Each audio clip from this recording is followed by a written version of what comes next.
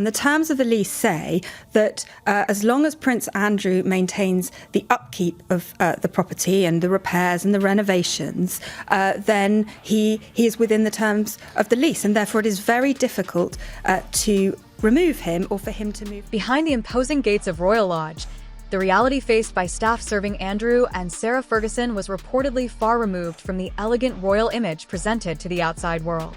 Former employees have described a household shaped by rigid expectations, sudden outbursts, and an intense need for control. Music and now, with Andrew stripped of his remaining titles and honors and facing orders to leave Royal Lodge, those old accounts carry an entirely different weight. They expose a side of royal life that rarely reaches the public and reveal the complicated power dynamic that existed between the former Duke and Duchess of York. Former workers have portrayed Andrew as demanding, impatient, and sometimes openly discourteous. One ex-palace maid claimed that while other senior royals could be formal yet considerate, Andrew's behavior was noticeably different. According to her account, staff learned to fear even the smallest mistake, because something as insignificant as a curtain positioned incorrectly or a breakfast tray sitting slightly out of place could provoke an angry reaction. Prince Andrew is being stripped of his prince title. But why has it happened now? Buckingham Palace announced that the king had begun a formal process, meaning his younger brother would now be known as Andrew Mountbatten Windsor. Earlier, he had already surrendered other titles, including the Duke of York, following years of questions surrounding his private life.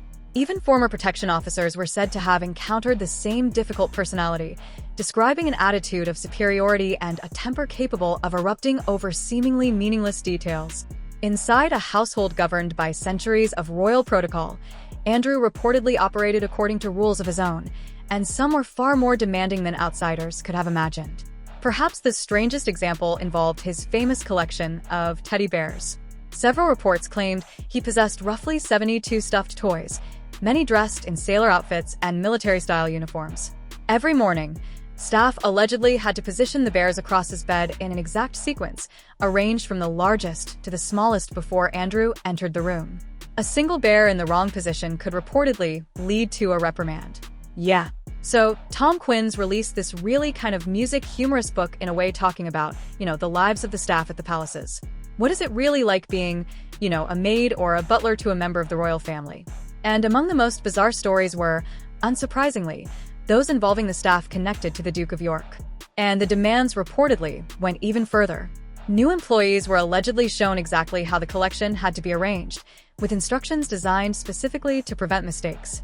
A laminated diagram was reportedly kept beside the bed, mapping out the position of every individual toy. One former guard who claimed to have seen it compared the layout to something resembling a military battle plan. Then, at night, the entire collection supposedly had to be dismantled and positioned around the room according to another predetermined arrangement, including music, several bears carefully placed inside the unused fireplace. To anyone outside those walls, the routine might sound almost unbelievable. But for employees inside Royal Lodge, it was reportedly just another part of the working day, another reminder of how intensely Andrew could control his surroundings. Staff allegedly felt that the house resembled a command center more than a family home. Almost nothing was considered too insignificant for a rule. Clothes had to be folded a certain way, breakfast needed to arrive in a particular arrangement, and shoes were reportedly expected to sit perfectly in position. Employees said Andrew could reprimand people in front of others over small errors and was unwilling to tolerate anyone challenging his authority. One insider claimed he behaved as though the people working around him existed on a lower level. Your role was to serve, not question. There were some really funny things in there. We've known this before, that he is obsessed with, teddy bears. He has 40 teddy bears that have to be assembled and arranged perfectly. Staff are given a chart to arrange Prince Andrew's teddy bears on his bed every day. Even experienced royal 4-minute aides reportedly knew his temper was notorious within palace circles, and some staff allegedly preferred almost any other assignment.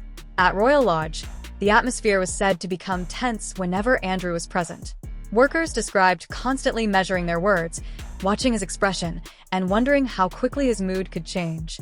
One former employee summed up the experience in a single chilling observation. Music, you simply never knew which Andrew would appear.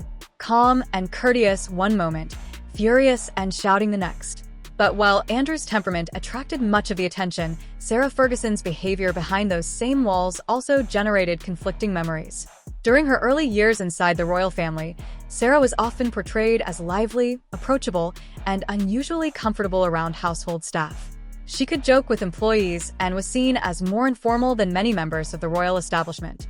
But as her marriage deteriorated and public pressure intensified, people around her reportedly noticed changes.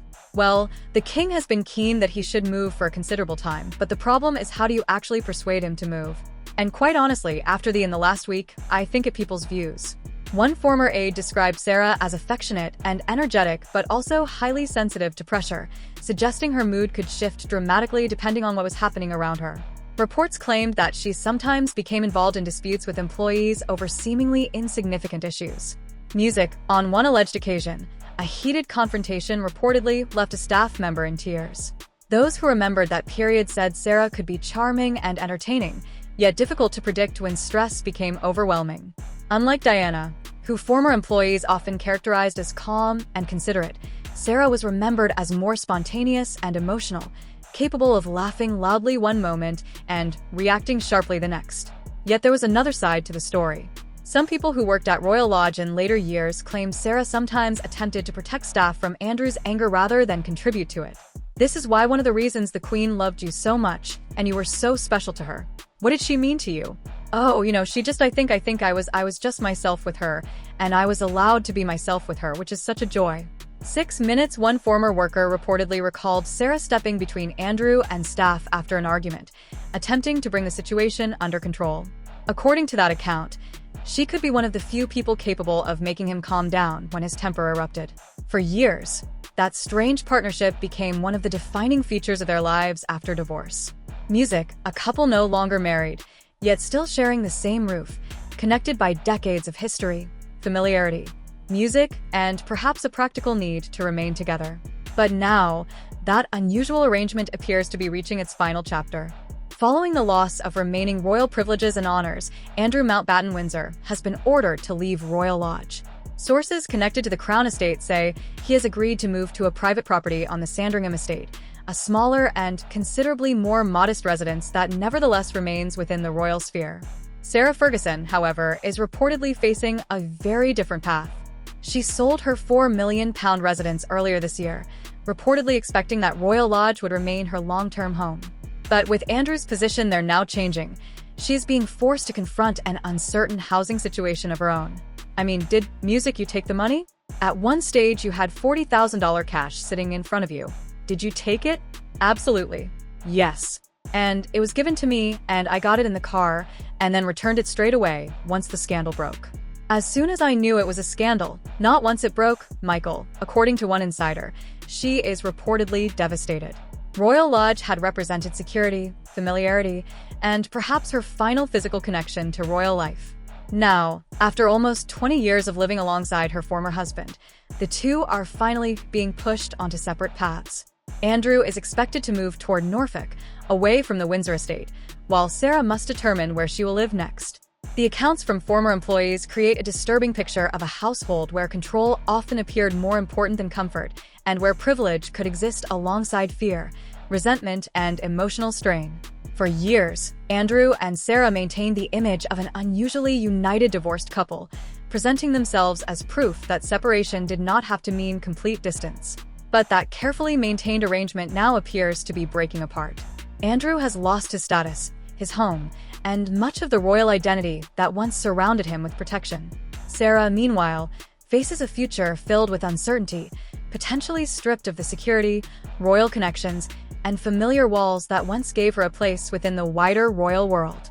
What survives now are the stories of employees who reportedly endured exhausting schedules, exacting demands, and unpredictable moods inside a residence that has gradually become associated with the decline of one of Britain's most controversial royal figures.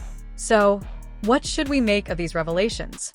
Perhaps they show that behind the ceremony, uniforms, and glittering public image, life inside a royal household can be far darker and more complicated than anyone standing outside the gates could imagine. Andrew's collapse is no longer simply about one scandal. It represents the devastating consequences of years of controversy, privilege, and decisions that increasingly became impossible to separate from his public identity. And Sarah's next chapter could determine whether she manages to build a completely different life beyond the royal system or slowly disappears from the center of public attention. Meanwhile, their daughters, Princess Beatrice and Princess Eugenie, have reportedly attempted to distance themselves from the turmoil surrounding their parents.